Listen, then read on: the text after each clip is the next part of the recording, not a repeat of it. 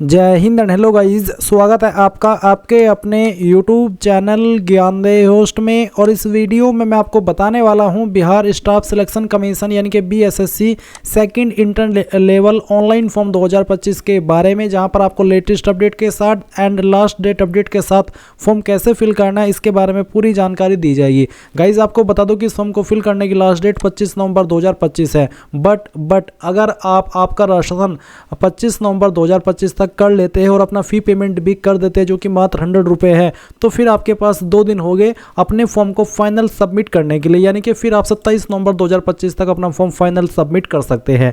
तो आपको इस वीडियो को पूरा देखना है, यहाँ पर कंप्लीट इन्फॉर्मेशन दी जाएगी, सभी प्रॉब्लम के हल सहित जो भी आपके सामने इशूज आ रहे हैं वो सभी आपको हल करके बताए जाएंगे। इसके अलावा अगर आपने अभी तक फॉर्म नहीं भरा तो गाइस जितना जल्दी हो सके इस फॉर्म को भरिए, क्योंकि जैसे जैसे लास्ट डेट और नज़दीक आएगी तो वेबसाइट के अंदर कोई ना कोई टेक्निकल ग्लिच आ जाएगा, क्योंकि इतनी संख्या में कैंडिडेट एक साथ में फॉर्म भरते हैं तो इशू आ ही जाता है। इसलिए चाहता हूं कि कोई भी मिस्टेक आपके सामने ना आए। अगर फिर भी कोई सर्वर एरर आ रहा है तो आप रात में 1 बजे 2 बजे या फिर सुबह के 3-4 बजे फॉर्म को फिल करने की कोशिश करना। उस वक्त कैंडिडेट के फॉर्म भरने की संख्या कम होगी और आप आपका फॉर्म स्मूथली भर पाएंगे। चलिए शुरू से लेकर आखिर तक बताता हूं। अगर आपने अभी तक वीडियो को लाइक शेयर नहीं किया हो तो कर दे और चैनल को सब्सक्राइब कर लेना।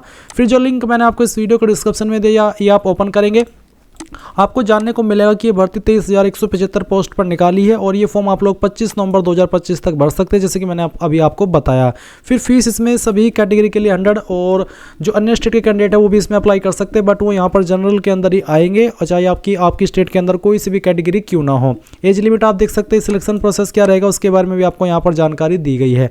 अब ये सभी इन्फॉर्मेशन आपने चेक कर ली। अगर आप इसमें अप्लाई करने के लिए एलिजिबल है, जो कि 12वीं पास ही अप्लाई कर सकते हैं, यानी कि कोई हायर क्वालिफिकेशन नहीं मांगी, तो आप इसमें 12वीं के माध्यम से अप्लाई के लिए एलिजिबल हो रहे हैं। तो अगर आप इंटरेस्टेड है और आपने अभी तक फॉर्म नहीं भरा तो इंपॉर्टेंट लिंक के सेक्शन में आएंगे, अप्लाई ऑनलाइन लिंक ओपन करेंगे। अब गाइज आपके सामने यहाँ पर ये ऑफिशियल वेबसाइट आ जाएगी जहाँ से आपको फॉर्म को फिल करना है। यहाँ पर आने के बाद में आप देखेंगे कि 25 नवंबर 2025 तक जो आप फॉर्म भरेंगे वो आप लोग यहाँ पर आपका राशन और जो आपका पेमेंट है वो करेंगे। अगर आप 25 नवंबर तक अपना राशन और जो पेमेंट है वो कर लेते हैं तो फिर आपके पास 2 दिन और एक्स्ट्रा होंगे अपने फॉर्म को फाइनल सबमिट करने के लिए, यानी कि 27 नवंबर 2025 तक अपना फॉर्म आप फाइनल सबमिट कर सकते हैं। अभी आप यहां पर आ चुके हैं तो अब आप क्या करेंगे, सिंपली न्यू रजिस्ट्रेशन इसके ऊपर क्लिक करेंगे। इसके ऊपर क्लिक करने के बाद आपके सामने एक सवाल है कि क्या आपने विज्ञापन संख्या 0223 पोस्ट सेकंड इंटर स्तरीय संयुक्त प्रतियोगी परीक्षा 2023 के लिए आवेदन किया है। अगर आपने जब ये वैकेंसी 2023 के अंदर आई थी उस वक्त आवेदन किया था तो आप यहाँ पर यस करेंगे और यस करने के बाद में आपको बोला है कि क्लिक है to login with your registered number and password send to your SMS email. तो आप लॉगिन के ऊपर क्लिक करके 2023 वाली जो लॉगिन इन्फॉर्मेशन है उसका इस्तेमाल करके लॉगिन होंगे। बट गाइज अगर आपका सवाल है कि मैं यहाँ पर अपना जो पासवर्ड है वो भूल चुका हूँ, तो गाइज यहाँ पर आपको पुरानी इन्फॉर्मेशन को प्रिंट करने का या फिर कह लीजिए कि फॉरगेट करने का कोई ऑप्शन नहीं दिया गया है। तो इसका मतलब है कि आपको आपकी ईमेल चेक करनी होगी, अपना मैसेज चेक करना होगा, जहाँ पर आपको लॉगिन इन्फॉर्मेशन मिल जाएगी और वो लॉगिन इन्फॉर्मेशन का इस्तेमाल करके आप इसमें लॉगिन हो जाएंगे। और गाइज अगर आप बिल्कुल फ्रेशर है, आपने 2023 के अंदर कोई फॉर्म नहीं भरा था, यानी कि आप पहली बार इस फॉर्म को भरने वाले हैं, तो जब आप न्यू रजिस्ट्रेशन के ऊपर क्लिक करेंगे तो आप इसमें नो कर देना। नो करने के बाद आपके सामने कुछ ऐसा इंटरफेस आएगा।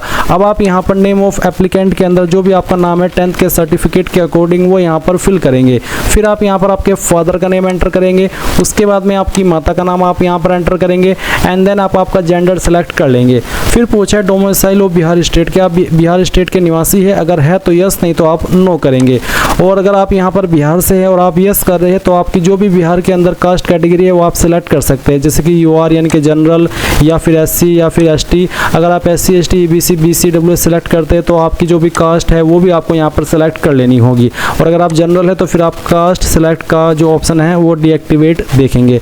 अगर आप EBC है तो आपके सामने ऑप्शन एक्टिव रहेगा do you belong to non creamy layer, तो आपको बताना होगा कि आप क्रीमी लेयर रहित से संबंधित है, अगर हाँ तो यस, नहीं तो आपको नो करना होगा। फिर क्या आप दिव्यांगता यानी कि PWD वाले व्यक्ति है, अगर है तो यस, नहीं तो आपको नो करना है। फिर एक और सवाल है जिसका आंसर करना कि क्या आप एक्स सर्विसमैन है, अगर है तो यस, नहीं तो यहाँ पर भी आपको नो कर देना है। फिर पूछे कि क्या आप एनसीसी के पूर्णकालिक कैडेट अनुदेशक है, अगर है तो यस, नहीं तो आपको नो कर देना है।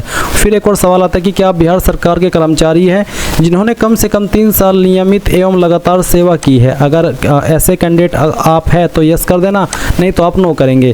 फिर एक और सवाल है कि क्या आप बिहार सरकार में विज्ञापन में उल्लेखित पदों में से किसी पद पर संविदा नियोजित कर्मी है, यानी कि जो बिहार सरकार में विज्ञापन में उल्लेखित पद है उसमें क्या आप किसी पोस्ट पर अभी करंटली संविदा में काम कर रहे हैं? अगर हाँ तो यस, नहीं तो आप नो कर देंगे। अगर कर रहे हैं तो यस करके वो पोस्ट सेलेक्ट कर लेंगे, नहीं तो नो करके आप यहाँ पर नीचे की तरफ आएंगे और आपका जो मोबाइल नंबर है जो आप रजिस्टर करना चाहते हैं वो यहाँ पर डालेंगे।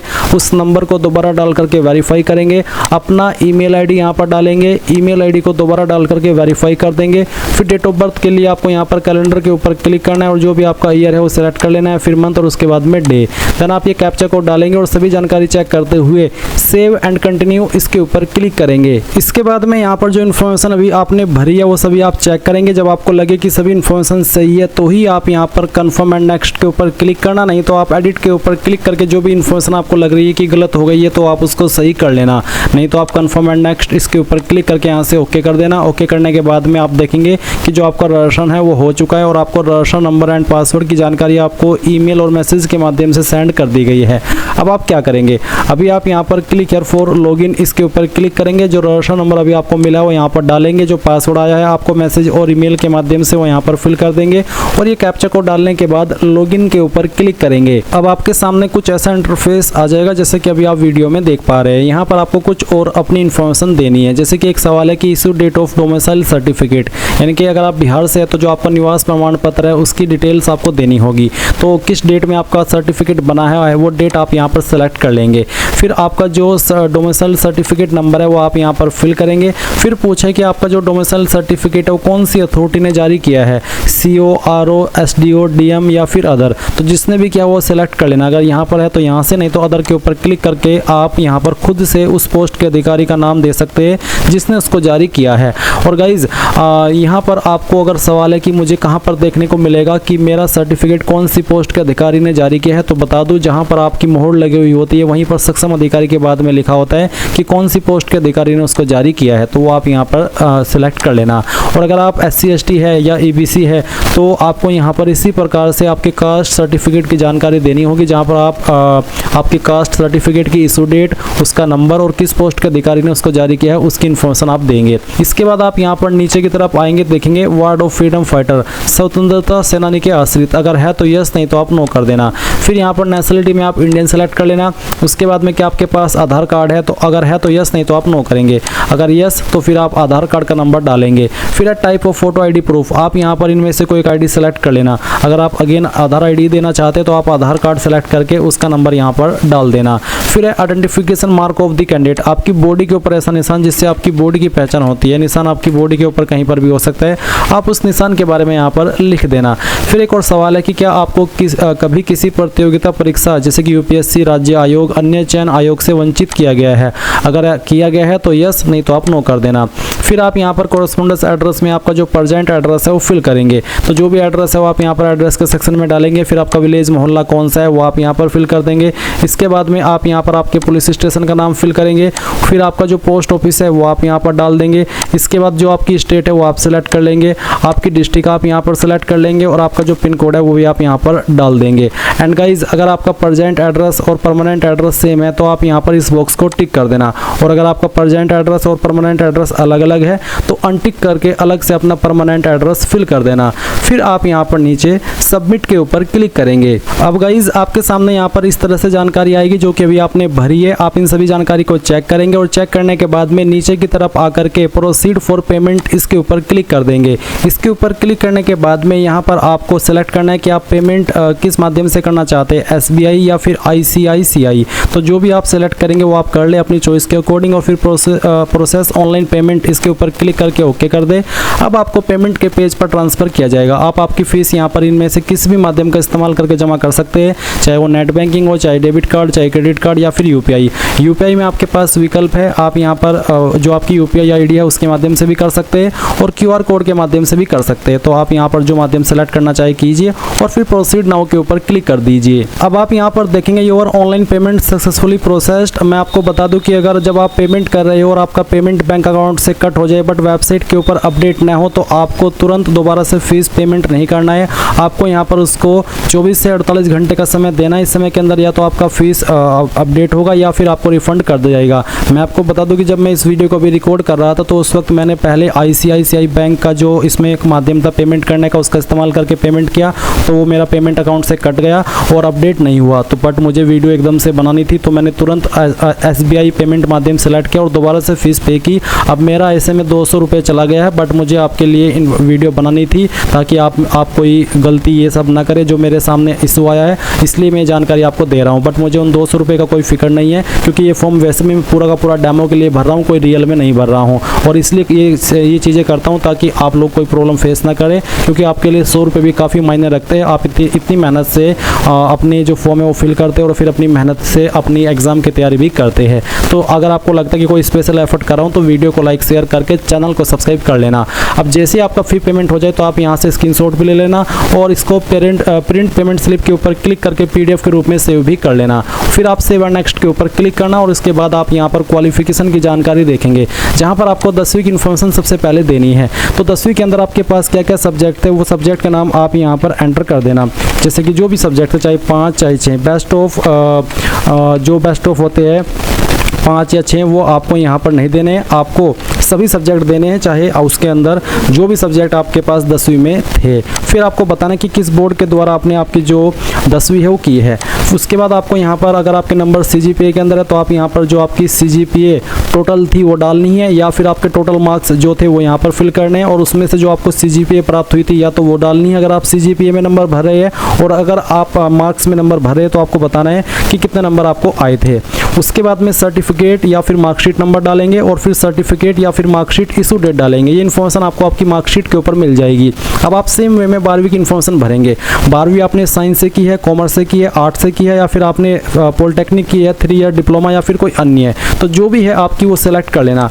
अगर ये है तो आपको यहाँ पर बताना है कि आपके पास 12वीं में क्या क्या सब्जेक्ट थे वो आपको यहाँ पर देना होगा। जैसे कि मैं आपको यहाँ पर ये एंटर करके दिखा रहा हूँ, ये मैं डेमो के लिए दिखा रहा हूँ, आप आपके रियल सभी सब्जेक्ट का नाम यहाँ पर फिल कर देना। फिर किस बोर्ड के द्वारा आपने पास की थी उस बोर्ड का नाम भी आपको यहाँ पर देना है। फिर आप यहाँ पर आपके टोटल नंबर डालेंगे, उसमें से क्या नंबर आपको आए थे वो यहाँ पर फिल कर देंगे और फिर आपको यहाँ पर आपका सर्टिफिकेट नंबर या मार्कशीट नंबर देना है और उसके बाद सर्टिफिकेट डेट या फिर मार्कशीट इशू डेट। फिर आएगी टेक्निकल स्किल, जहाँ पर आपको हिंदी टाइपिंग के बारे में जानकारी देनी है। तो आपको बताना है कि नेम ऑफ इंस्टीट्यूट, कहाँ से आपने हिंदी टाइपिंग की है उस इंस्टीट्यूट का नाम आपको यहाँ पर एंटर करना होगा। जहाँ से भी की है वो आप यहाँ पर डाल दीजिएगा। फिर सर्टिफिकेट नंबर और उसके बाद में सर्टिफिकेट या फिर जो मार्कशीट इशू डेट है वो क्या है वो आपको यहाँ पर सेलेक्ट कर लेनी है।